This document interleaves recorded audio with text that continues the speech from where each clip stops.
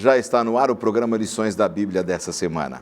Estamos começando com muita alegria, podendo conversar com você que a cada semana acompanha a TV Novo Tempo, o programa que procura abrir a palavra de Deus e retirar informações importantes do conhecimento de Deus, do plano de Deus para a sua vida e para a minha vida. Nessa temporada nós estamos estudando os temas relacionados à família, estações da família. Quais são as estações da nossa vida? Quais são os diferentes climas da nossa vida? Já estudamos tanta coisa boa, que vai do conhecimento de um namoro até o casamento e o exercício da sexualidade, até agora o tema de hoje, que é segredos para a unidade familiar. Visitam o nosso programa duas pessoas que estiveram aqui na semana passada. A psicóloga Kátia Oliveira. Obrigado, Kátia, por você estar com a gente. Satisfação. Você é muito bem-vinda mais uma vez ao programa. Obrigada. Também o pastor Geraldo Magela, que é líder da área de família para o escritório, para a região administrativa da Igreja Adventista, que é para o sudeste ali brasileiro, envolvendo Rio, Minas, Espírito Santo. E o nosso abraço aí a todas as pessoas dessa bonita região. Bem-vindo mais uma vez também, pastor. Obrigado. É uma honra. Na verdade, ambos trabalham muito com essa questão de família, aconselhamento, e isso enriquece bastante aqui o nosso programa.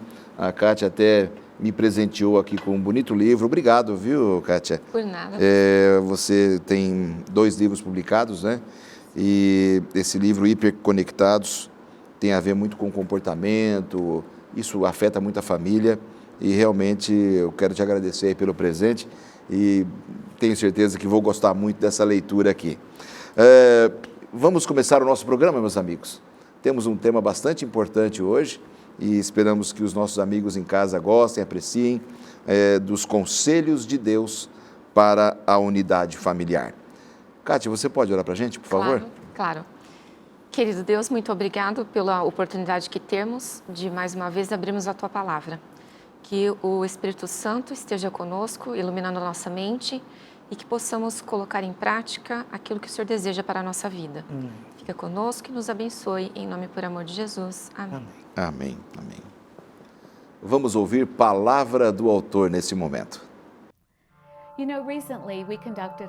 Recentemente, conduzimos uma pesquisa e fizemos uma pergunta às famílias de vários países. Qual é o problema principal que você e sua família encaram hoje? E em todos os territórios, a resposta foi a mesma: tecnologia. Como lidar com influências tecnológicas que afetam negativamente nossas famílias? A tecnologia é uma das maiores bênçãos que temos hoje. É possível nos conectarmos com pessoas de vários países e vários outros lugares que não seríamos capazes sem ela. Mas, ao mesmo tempo, é o que mais destrói lares. Como estamos lidando com a tecnologia? Como ajudamos nossos filhos a colocar limites nela?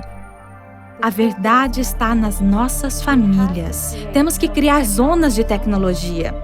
Dizemos sempre, temos que nos desconectar para nos conectar. E isso é muito importante para as famílias atuais. Se verifique de que a mesa de jantar não seja uma zona de tecnologia. Não coma na frente da televisão como uma família. Desligue a TV. Mesmo quando você vai comer fora, o que é mais comum de ver quase sempre?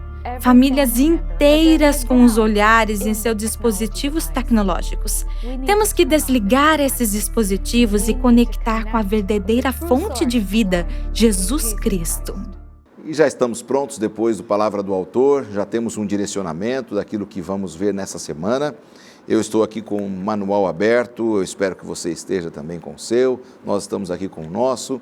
Você pode ter acesso a esse conteúdo no site cpb.com.br, que é o site da Casa Publicadora Brasileira, nossa parceira aqui no programa, ou também no nosso blog novotempo.com/lições da Bíblia.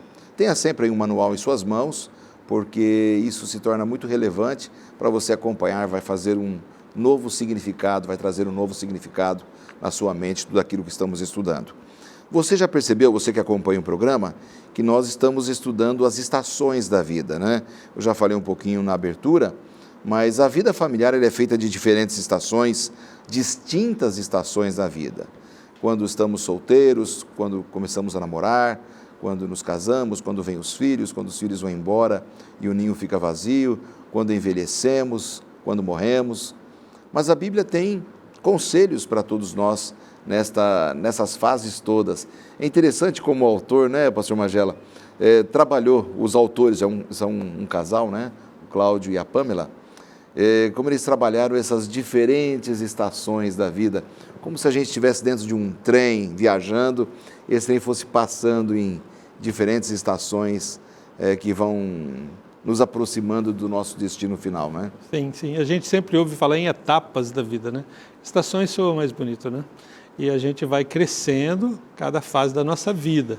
E é isso muito bonito. Eu que trabalho na área da família, já tirei aqui boas ideias, bons temas, né? E conceitos, né? Isso a gente vai enriquecendo. Você nunca deixa de aprender. Exato. Você sempre tem alguma coisa para aprender, né? Exatamente. Aqui o nosso manual, Kátia, traz aqui algo interessante, que quer sejamos pais ou filhos, né? Não importa a nossa posição dentro da família, todos nós lutamos contra a nossa natureza pecaminosa. Essa natureza é o grande problema para as dificuldades familiares? Com certeza. E o ser humano, ele é um ser constitucionalmente em crise. A gente passa por inúmeras crises ao longo da nossa vida. Para a maior parte das pessoas, para algumas começa antes, mas no geral a primeira crise acontece ali na adolescência. Depois, quando você vai escolher ali o seu cônjuge, uma nova crise. Depois você vai se casa e vem ali o primeiro filho, uma nova crise. São coisas, veja, são coisas boas, mas não deixam de ser crises. Depois esses filhos, quem sabe, ficam adolescentes. Como é que eu vou lidar com isso? Mais uma crise. No meio desse percurso acontecem perdas, familiares que se perdem, crises muitas vezes no trabalho, dificuldades profissionais, quem sabe mais lá na frente a dificuldade com relação à aposentadoria, como é que eu vou lidar com isso, o envelhecimento, como é que eu vou lidar com essa etapa da minha vida. Então, eu acho que a grande dificuldade para o ser humano é, diante de tantas crises, você sai de uma e entra em outra. Para uns, essas crises vão afetar mais, para outras, menos.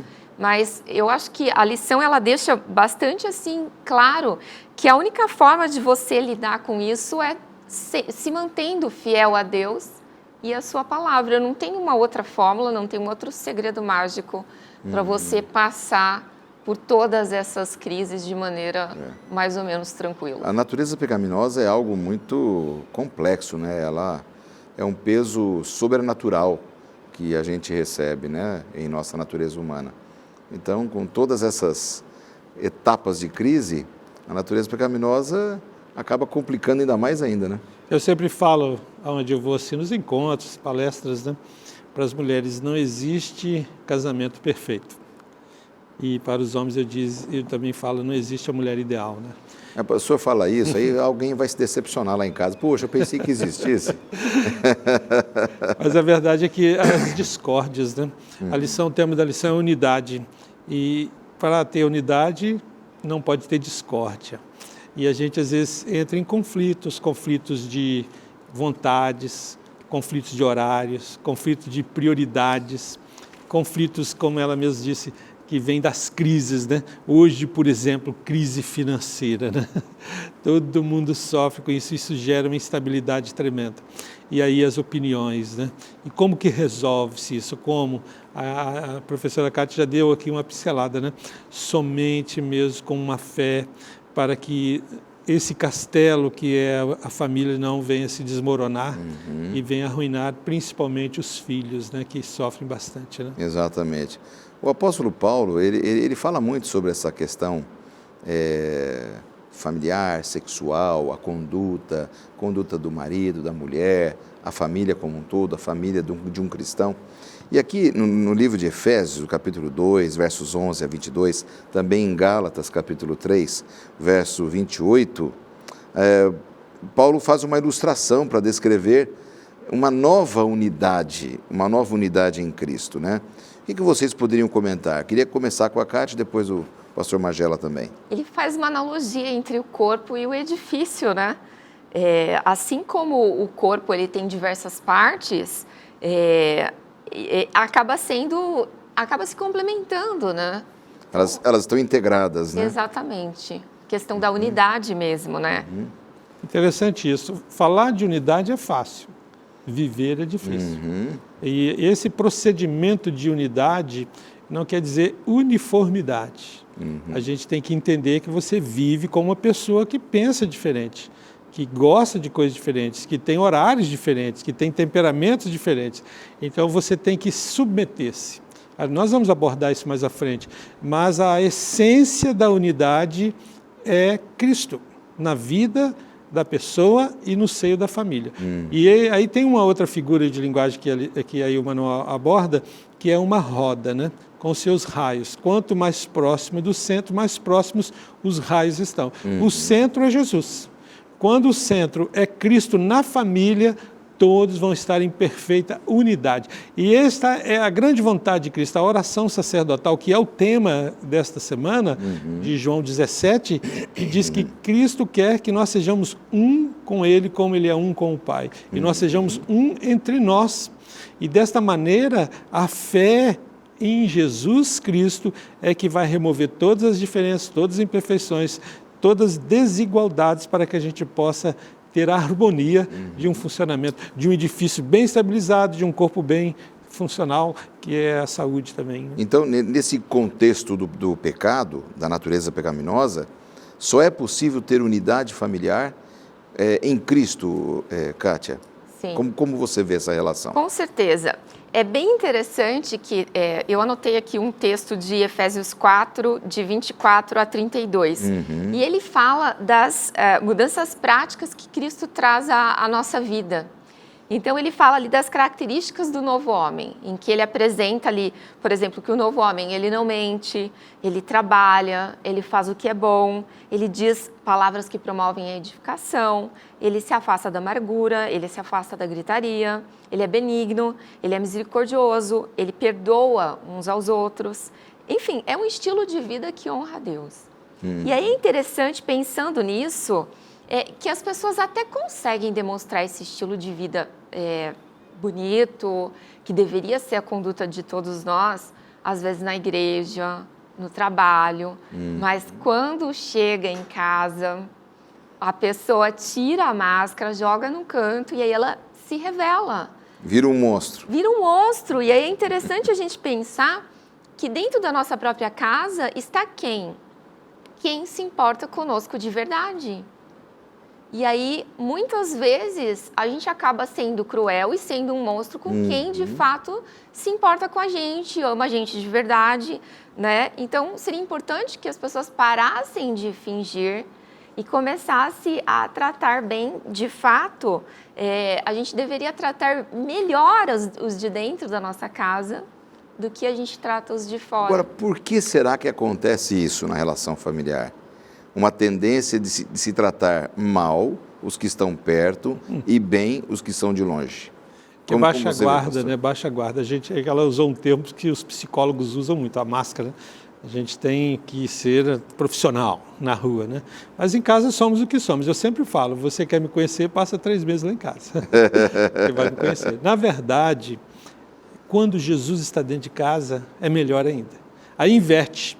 Aí a presença de Jesus Cristo no seio da família vai fazer daquela casa uma casa feliz. Vai fazer um jardim de alegria naquele lar. E aí a coisa vai ser melhor ainda.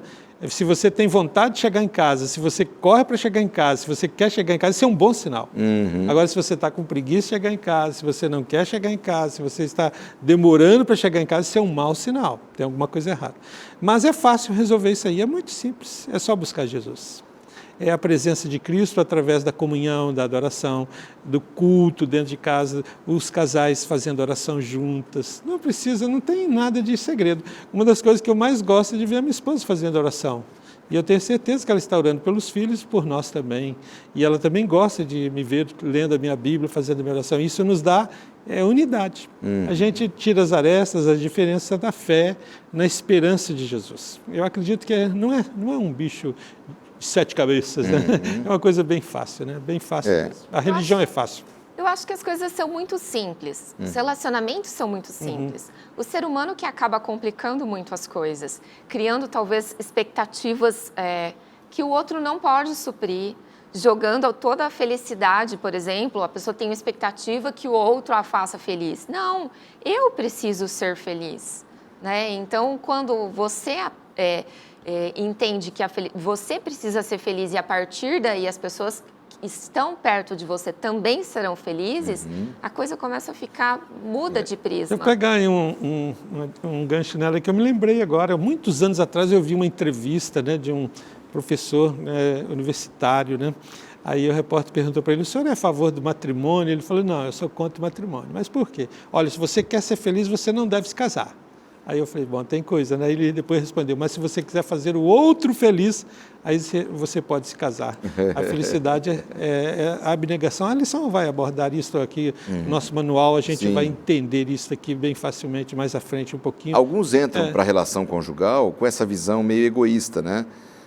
Eles querem ser servidos, eles não querem pagar o preço de um relacionamento familiar e tal. E aí dá nisso, né? Então ele busca a felicidade própria sem pensar no outro, né? É claro que você tem que ser feliz, tem que buscar. Jesus disse, ame ao seu próximo como a si mesmo, tá tudo certo. Mas quando você entra com o foco, bom, eu vou fazer o meu cônjuge feliz, os meus filhos felizes, eu vou ser a melhor pessoa que eu puder ser para eles, né? Que eles merecem ter. Melhor pai. Aí isso acontece, é a felicidade. É importante ressaltar que quando eu disse que eu preciso estar feliz para que a minha família esteja feliz, eu estou pensando na saúde, que eu preciso estar equilibrado. Sim, saúde emocional. Bem, estar com a saúde emocional ok, para que as pessoas que estejam em volta também estejam bem. Claro, está corretíssimo, está corretíssimo. E dentro disso, Kátia, olha só, eu vejo por mim mesmo. O dia que eu estou bem com Cristo, que eu estou com a minha comunhão em dia com Cristo, eu sou mais feliz. Eu tenho uma característica que não dá para ser, eu gosto de ser bem alegre, brincar. E o dia que eu estou mais íntimo com Cristo, eu consigo ser mais feliz. Você consegue ser você mesmo. Eu consigo brincar mais, me divertir mais, eu consigo sim ser mais natural. E eu percebo que isso faz bem para aqueles que estão comigo também, entende? Maravilha, isso é muito bom. Fica aí a dica para todos vocês que estão acompanhando o programa, né? Estar bem com Cristo, você estará bem com todas as pessoas. A verdadeira unidade você só vai conseguir perfeitamente se for em Cristo, porque Cristo é o centro de todas as coisas. Nós vamos para um intervalo e voltamos em instantes.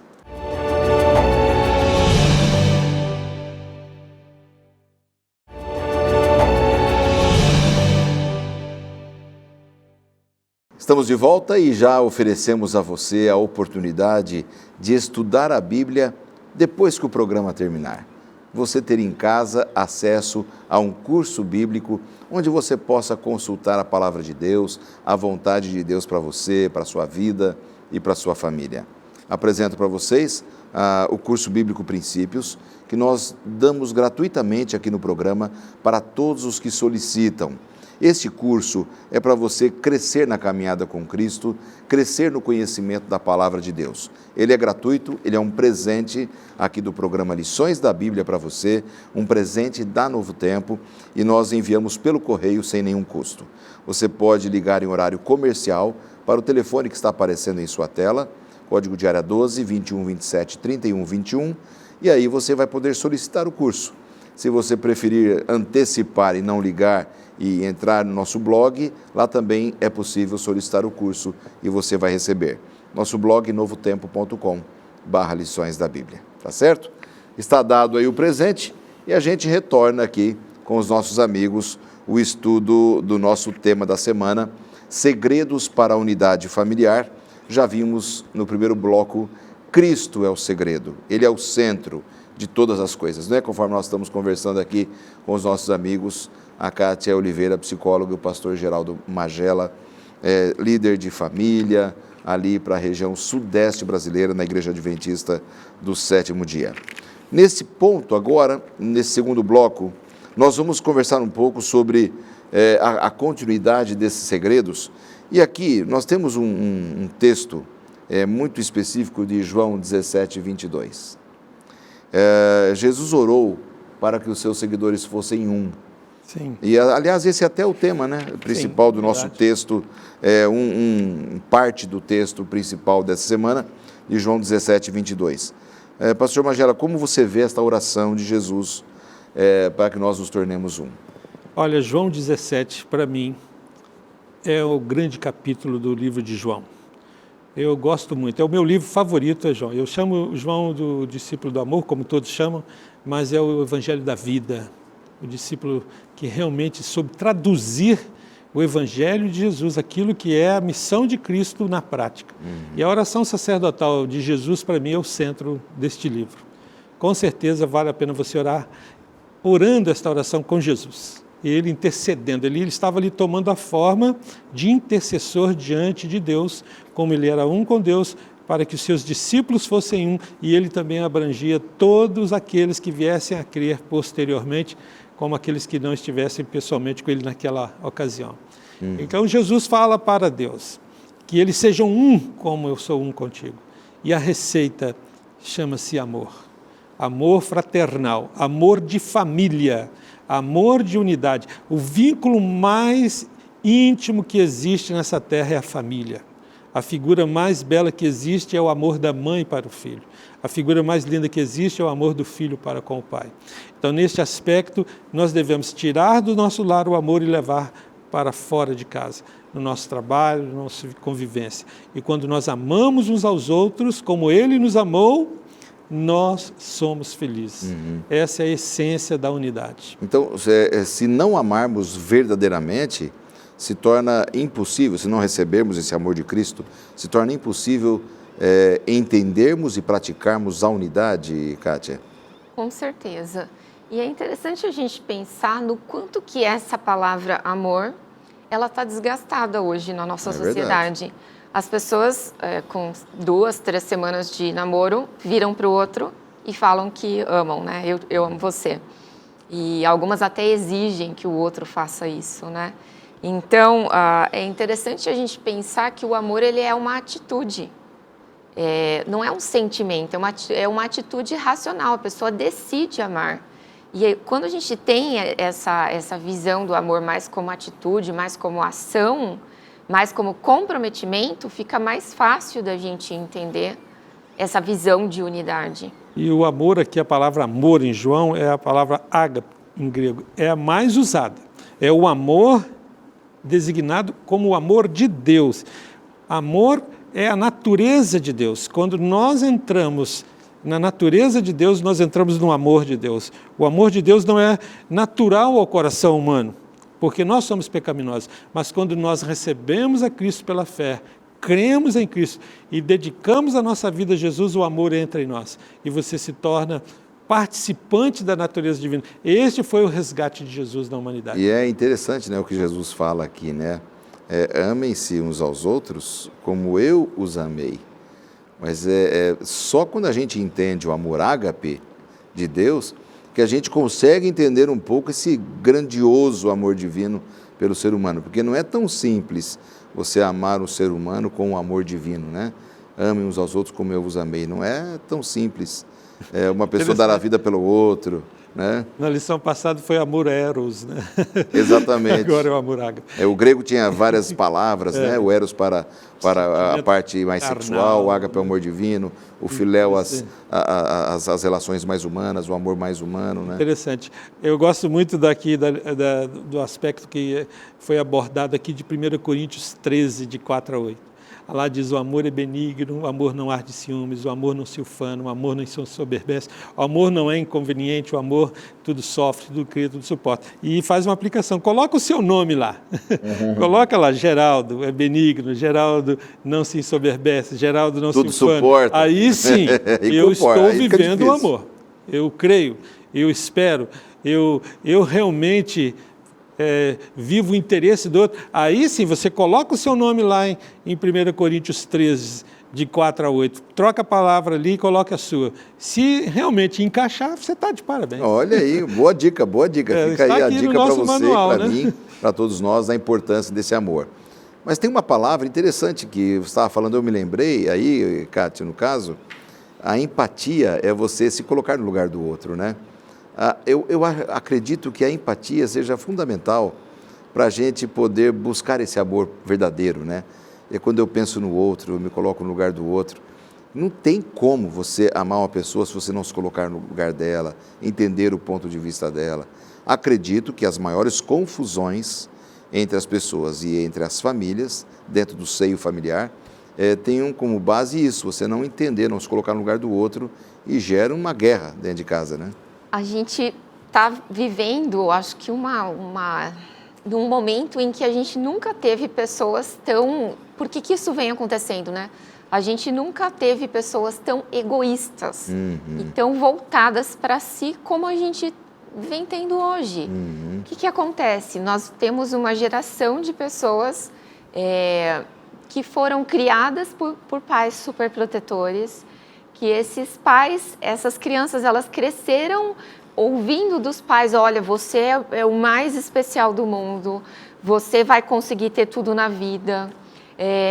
São pessoas que se frustram muito fácil, são pessoas que têm baixa resiliência, elas não conseguem lidar bem com um não, com uma frustração, com não conseguir alguma coisa. Elas têm uma alta expectativa, né, sobre as coisas. Exatamente. E se tornam um pouco resilientes quando elas não dão certo, né? Agora, o que acontece quando duas pessoas com esse perfil se casam?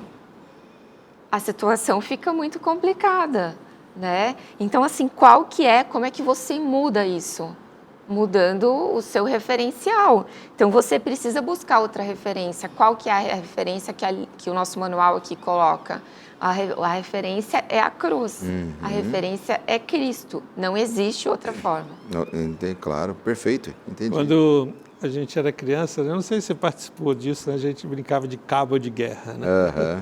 Bota um grupo de cá e um grupo de lá, e uma corda no meio, e quem vence traz o outro para aquela linha, né? Mas só que quando você cai, você vence, o outro cede, aí todo mundo cai no chão, né? E tem famílias brincando de cabo de guerra, né?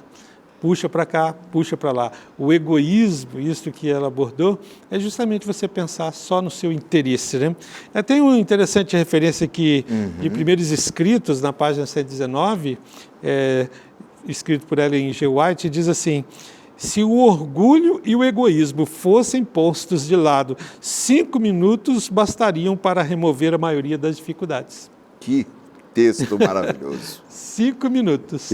Se você tira o orgulho, né, e o egoísmo, 5 minutos resolve todo o problema. Resolve, porque daí a pessoa se coloca no lugar do outro, né? E aí a gente vê, Kátia, você deve lidar muito com isso nos aconselhamentos, né? Você é uma psicóloga, que muitos casais estão encrencados, às vezes passam a semana sem se falar, e se esbarrando dentro de casa com mágoas e tal. Está aqui a base.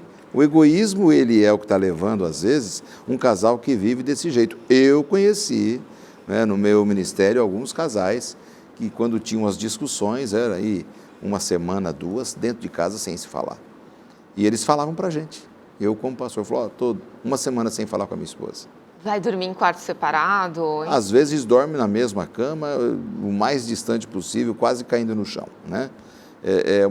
Parece que é uma guerra fria. E aí, se você for chamar uma pessoa na rua, qualquer uma pessoa que está passando, contar a situação e falar assim, escuta, e daí? Que diferença que isso vai fazer na sua vida daqui, essa situação que eu estou te contando aqui, né? O que você acha disso? A pessoa vai falar, não, você está, né? A situação é absurda. E se você perguntar para quem está passando, para os dois que estão passando pela situação, viu, e daqui?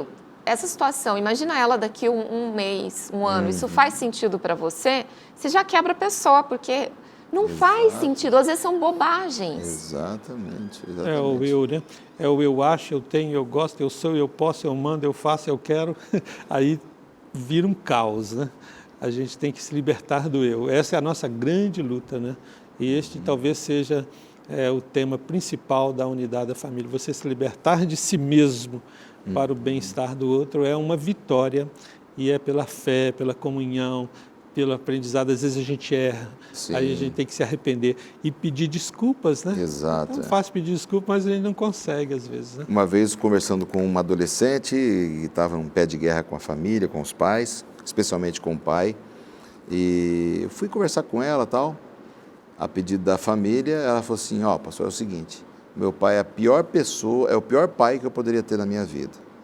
Eu não o respeito como um cristão, como um líder lá da igreja, local, da comunidade que ela frequentava.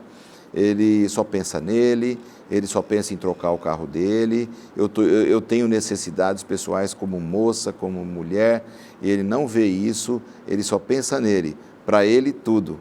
Para os filhos e para minha mãe, nada. Eu não posso respeitar um pai desse. Foi difícil eu ouvir isso. Eu ia dizer o que naquele momento, né? Então, realmente, o egoísmo, ele está destruindo muitas famílias, né? Os pais pensam em tudo, menos no bem do outro ou dos filhos. E às vezes os filhos também são criados mimados. Outro dia eu vi uma receitinha, Fórmula da Felicidade, 4 letras, EDVM. Aí lá embaixo estava a decifração, esqueça de você mesmo. Quanto mais você pensa em você, Legal. mais você olha no espelho, mais você se quer, aí se torna um problema dentro de casa. Exatamente. E dentro de casa, né? Nossa. Tem 2 textos aqui, quando nós estamos falando de egoísmo, etc., que seriam legal a gente entender como eles podem ser aplicados na vida familiar, não é? É o de Filipenses capítulo 2, versos 3 a 5, e 1 João 3, 16 a 18. Queria que a Kátia falasse um pouquinho sobre Filipenses 2 e você sobre João, 1 João. Que haja em vós o mesmo sentimento que houve também em Cristo e cada um considere os outros superiores a si mesmo, verso 3. Se a gente prestar atenção Está aí a nisso, receita, né? O tá tal do tudo- EDVM aí, ó. está resolvido 100% das intrigas familiares, conjugais, com os filhos, né? É a receita. Se você considera os outros superiores a si, você vai ter humildade suficiente para pedir desculpas quando for Exatamente. necessário, né? E esse é o mesmo sentimento que houve em Cristo, né? O sentimento de humildade. Que se ofereceu para morrer pela humanidade. Exato. Se colocou no lugar do outro. Humilde. Né? O texto de 1 João 3,16 diz assim, ó, conhecemos o amor nisto, que ele deu a sua vida por nós e nós devemos dar a vida pelos irmãos ou pelos outros. É dar, né? É você Exatamente. tirar de você, você tirar do seu horário, você tirar do seu salário, você tirar do seu prato, né? E dar para o outro. Isso é o amor, né? A mãe ilustra muito bem essa figura. Eu acredito que a figura da mãe é fantástica. E a mãe, para mim, é o símbolo de amor quase que perfeito.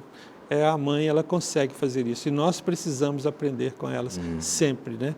E elas com as suas irmãs, né? Claro. E com o seu marido, né? Claro. Então, eu vou dizer, é tomar prejuízo mesmo, sabia? A gente tem que aprender, se alguém bater num lado, oferecer o outro, você não ficar pensando, remoendo, né? Remoendo, que você vai acabar morrendo por remoer isso aí, né?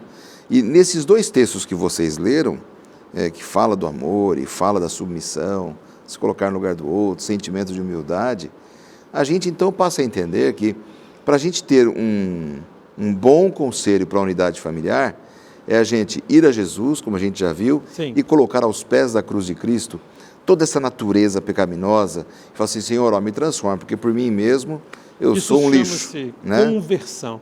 E esse é um processo diário. Eu preciso todos os dias me dobrar diante de Jesus. Eu preciso, Geraldo, eu preciso curvar, dobrar os meus joelhos, pedir perdão, pedir misericórdia, pedir amor, pedir fé, pedir força, pedir humildade, pedir desprendimento. E eu tenho certeza plena, absoluta, que se a gente vive isto, as pessoas irão perceber isso. Eu já encontrei casais que estavam tentando resolver uma dificuldade em que uma das partes pedia perdão, mas a outra parte dizia assim, não foi sincero, eu te conheço, não, isso não é sincero, eu não aceito o teu pedido porque não foi sincero. É possível a pessoa pedir perdão e não estar sendo sincera? O outro consegue perceber isso? Será que consegue ler o pensamento? Como é que você vê, Eu estava aqui Kátia? exatamente me perguntando isso, né? talvez alguns indícios, mas é bem complicado. Talvez pela linguagem não verbal, a pessoa... Linguagem corporal, talvez, né? A forma como pediu. Ou, de repente, pode ser que seja recorrente, porque eu acho que pedir perdão implica em mudança de comportamento do outro, né? Não é só você vai lá, então você, de maneira premeditada, você continua reincidindo nos mesmos erros. Exato. Então, você demonstra, faz parte do processo do perdão. Você perdoa, mas você espera que o outro nova, modifique o comportamento dele. Mas, olha, mesmo que seja um pedido hipócrita, o seu perdão é sincero. Por isso, Jesus disse para Pedro, quantas vezes devo perdoar meu irmão? Exato. 7 vezes, que era uma regrinha da época? Não, 7 vezes 7. Né? Então, nós temos 70 vezes 7. Nós temos que mudar isso, 7 vezes 7, 70 vezes 7, 700 vezes 7 e assim vai. Assim vai. Perdão é perdão. Se a pessoa quer receber, recebeu. Se não quiser, é problema dele. Exatamente. Agora, se isto vai virando ressentimentos e mágoas, o problema já não é de quem está perdoando, é de quem não está. Eu acho que ele envolve tanto a atitude daquele que está pedindo perdão, quanto a atitude do outro que está ouvindo. Mas Jesus resolve isso. É lógico. Aí é que está a fé em Cristo. Exatamente. A comunhão com Cristo vai tirar essas diferenças. Exatamente. Vamos para mais um intervalo? Não sai daí, nós voltamos em 2 minutos.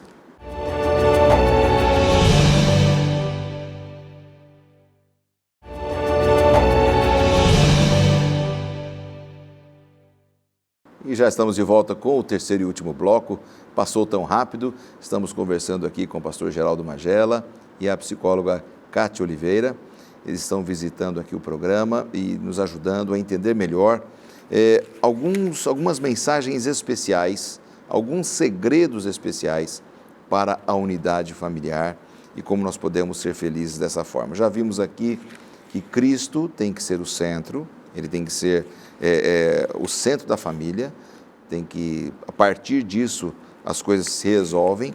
Já conversamos sobre nos tornarmos um por meio do amor de Cristo, buscamos a unidade no amor de Cristo e falamos, por último, sobre o egoísmo como destruidor da família, e aí vimos alguns textos importantes também falando sobre essa questão da humildade, pedir perdão, de ser como Jesus, né? Assim como ele foi, sermos também, como diz Filipenses lá Paulo. Um velho hino antigo que a gente cantava com as crianças, alguns ainda cantam com as crianças por aí, que diz assim, se na família está Jesus, é feliz o lar. Amém. Seria esse realmente o antídoto para as relações familiares mais complexas, as menos complexas, ou até as quase que impossíveis ou impossíveis de serem solucionadas? Se na família está Jesus, a gente vai conseguir romper todas as barreiras, Kátia? Sim.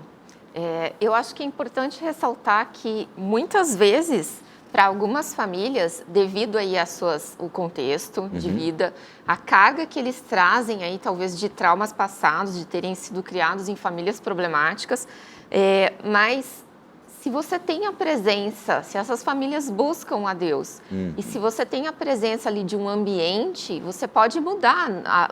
A sua vida não é determinada pelo passado, né? A pessoa, ela opta por, a partir de então, ser uma nova pessoa, e com a ajuda de Deus, ela consegue sim ir modificando o seu comportamento. Sim, a pessoa está indo numa direção, Sim. vai para outra, Sim. E ela se afasta daquela vida que promovia todo tipo de dissensão na família, né? Sim. Isso a gente vê muito nas histórias de conversão, quando a gente tem os testemunhos de pessoas que se encontraram com Cristo, a gente passa muito aqui na Novo Tempo, né?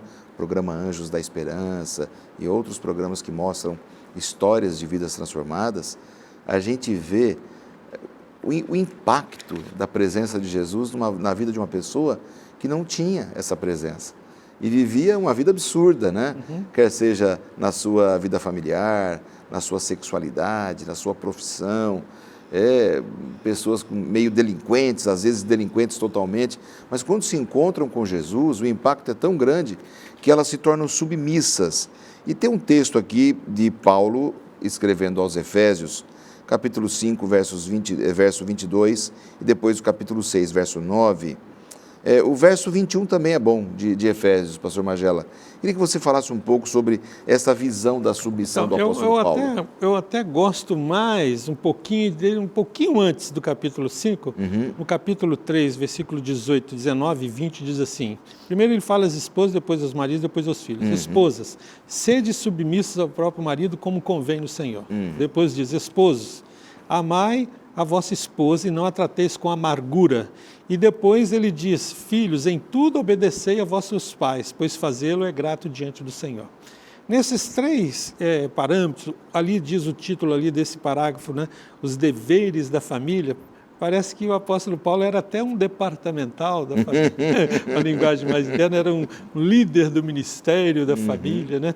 Ele é muito inteligente quando ele coloca a submissão em Cristo, sede submissa ao marido como convém no Senhor. A submissão aqui não é uma sujeição servil, escrava, cega, de lavar, cozinhar, passar, arrumar, nada disso. Cuidar, embora as mulheres fazem isto, mas a submissão de estar com Cristo, levando Jesus ao marido. Eu tenho um exemplo disso.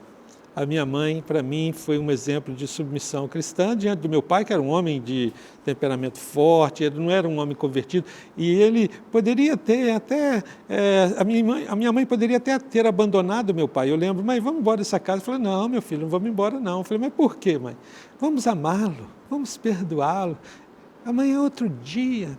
E quando seu pai estiver bravo, assim, eu vou te ensinar uma técnica do canudinho, né? Ela ia lá, pegava o canudinho daquele de refrigerante e ela falou, faz de conta que você enfia aqui até sair do lado de lá. Então, tudo que seu pai falar, entra aqui e sai. Ele, amanhã é outro dia, deixa ele lá, coitado, ele precisa da gente. Tá bom, e qual que é a segunda razão que a senhora falou que tinha duas razões? A segunda razão é que você precisa de um pai, esse é o melhor que eu tenho para te dar. E aí minha mãe aturou o meu pai 42 anos, né? E ela sempre falava isso, vamos amá-lo, né? E o meu pai morreu nos braços da minha mãe. E sabe o que ele disse para ela antes de morrer?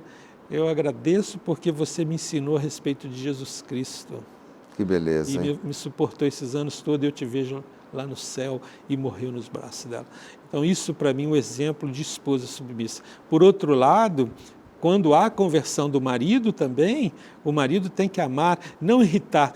Ali em Efésios diz, não provoqueis a vossa mulher a ira, né? O homem tem que ter a ternura do afeto, a educação, o respeito, a admiração. Isso é a submissão. A gente tem que submeter-se um ao outro em Cristo. Com amor de Jesus no coração, com fé, com espontaneidade, nós vamos testemunhar de Jesus dentro do próprio casamento. Né? Essa palavra submissão, né? E muito linda a história da sua mãe, a história de sua família, não é?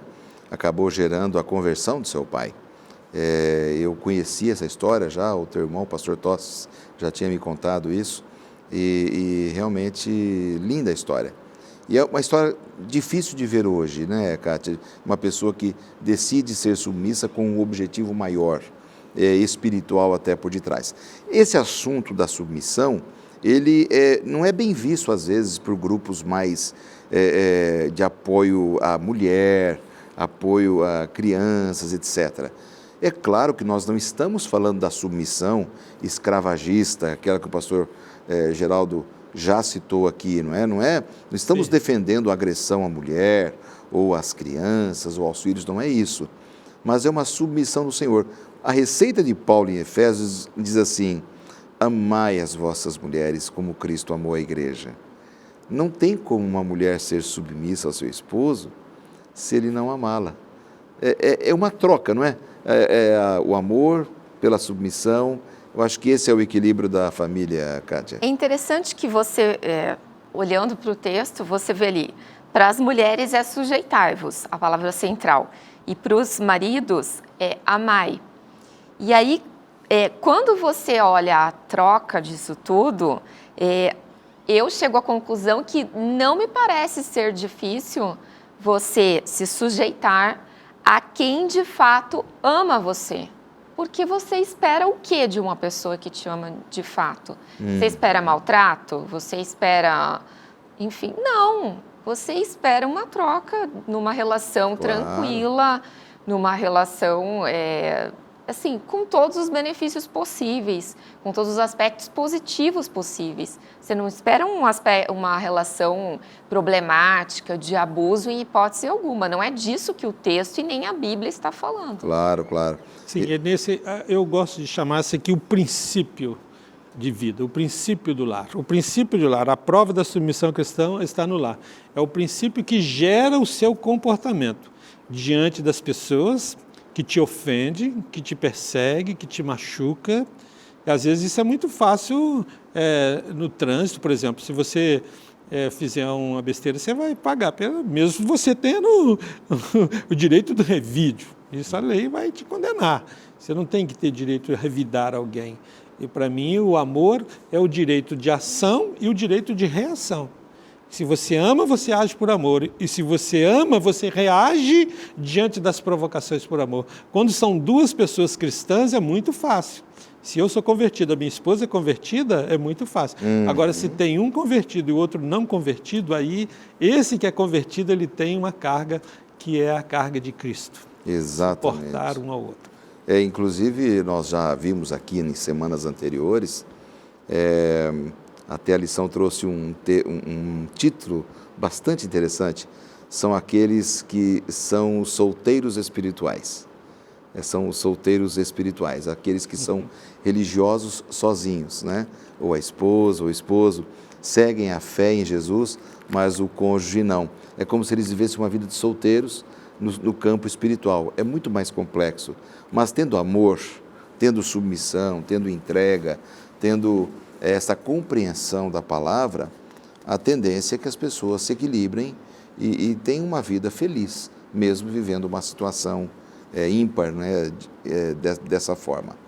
Quando a gente se casa e a gente promete, a gente precisa viver aquilo que a gente prometeu, né? Viver aquilo que prometemos no altar. O quão importante é, Kátia, na sua visão, essas promessas que a gente faz para o cônjuge, para a família? Quão importante é viver esta promessa que fizemos? Eu achei interessante que aqui no manual de quinta-feira, ele traz um aspecto que me chamou a atenção, que é o do cuidado com o outro. E quando eu penso nessa questão do cuidado e do viver o amor que a gente prometeu, me chamou a atenção e eu consegui pensar em algumas coisas. E uma delas é o fato de que algumas famílias, elas vivem num ambiente de muita tensão e de muito estresse familiar, em função de que não há, por exemplo, uma coisa muito simples que poderia aliviar isso e poderia demonstrar esse cuidado um com o outro, com os membros da família, que é, por exemplo, a divisão de tarefas em casa, que é uma coisa muito simples, que todo mundo deveria implementar. Então, o que acontece? Eu não vou falar de maneira genérica, porque eu conheço N modelos